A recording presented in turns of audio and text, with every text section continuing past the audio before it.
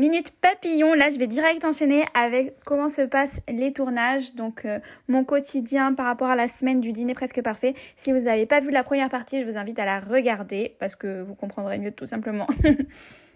Donc j'allais faire les tournages chaque soir, c'était épuisant. C'était un robot quoi parce que en fait je rentrais très tard. Le matin je me préparais même pas, j'essayais vite fait de me préparer genre en y allant. En plus les transports c'est à toi d'y aller par toi-même et comme la plupart c'était dans des Airbnb excentrés de Paris, du coup tu avais des heures de transport. À un moment on s'est retrouvés dans la cité. Alors ça c'était super, on était deux jeunes filles, du coup c'était avec celles que je connaissais déjà. Les groupes là qui cravaient ou je sais pas ce qu'ils faisaient, enfin vraiment c'était en mode la cité. Et nous on était là comme ça au milieu cachés dans un jeu pour enfants.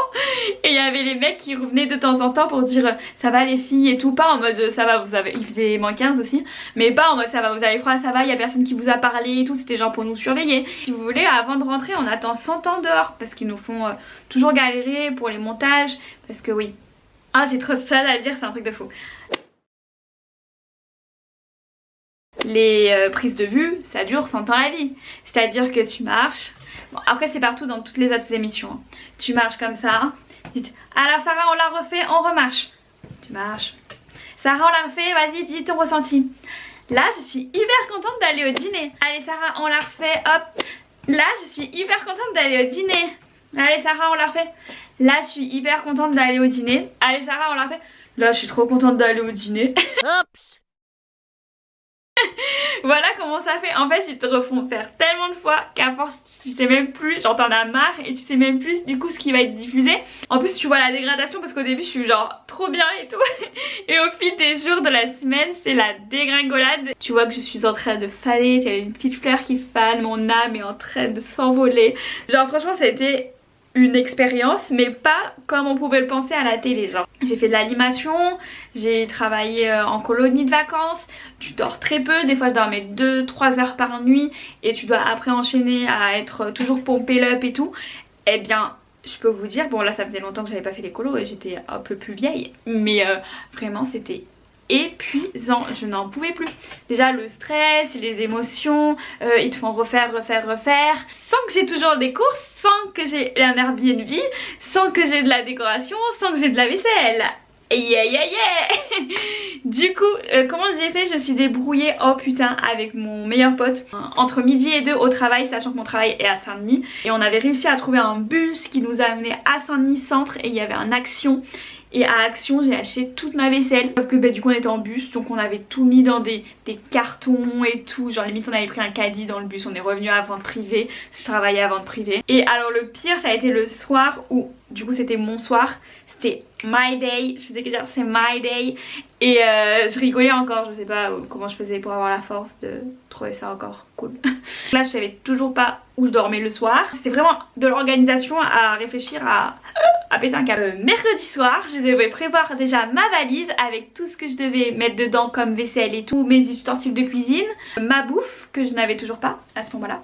Donc je vais au travail avec ma valise, je pose ma valise le jeudi. Donc j'avais dû poser aussi heureusement comme ça un jour pour faire mon repas. Je prends ma valise, je l'amène au dîner du jeudi soir.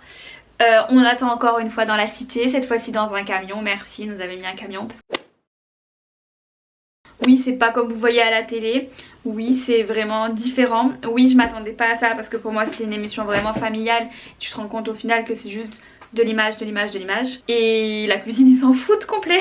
Sauf que comme je vous dis il y a tellement de gens et tout qu'au final ils s'en battent les steaks de ce qu'a dit l'autre. Lui il doit faire son taf et voilà. Donc c'est comme ça qu'ils ont aucune compassion pour ton histoire et qu'ils connaissent même pas ta situation. J'ai dû m'organiser pour aller faire des courses dans un supermarché de banlieue et tout. Et du coup j'ai fait mon émission et tout comme ça. No stress, j'ai essayé de penser à rien. Et après ils m'ont donné l'adresse du Airbnb. J'y suis allée, du coup il y avait ma valise qui était déjà là-bas. J'avais des préparations à faire parce que j'avais des tiramisu. Et tiramisu ça doit poser.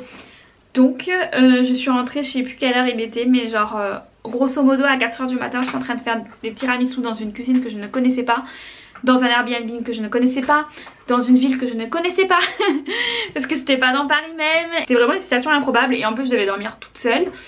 Donc ouais, c'était un peu chelou. Et ce n'était que le début. Je vous laisse avec quelques images et puis je vous dis à demain pour la suite parce que du coup, il y aura une partie 3. Bisous! Ah bah justement, voici Sarah l'italienne qui est la première à arriver.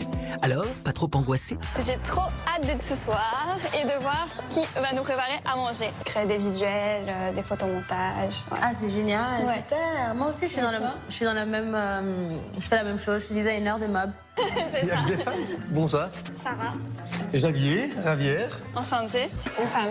C'est encore une femme. Mais je suis le seul homme, c'est pas possible ça. Sarah. Rate de la semaine. Ils ont l'air riches. J'ai oublié. Il y a un truc devant.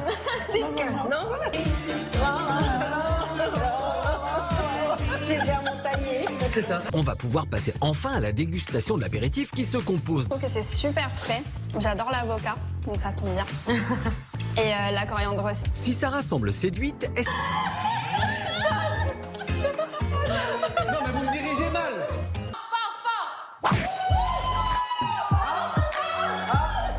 Vas-y. Ça fait un coup au moral, évidemment. Mais bon, j'espère que j'aurai... Merci.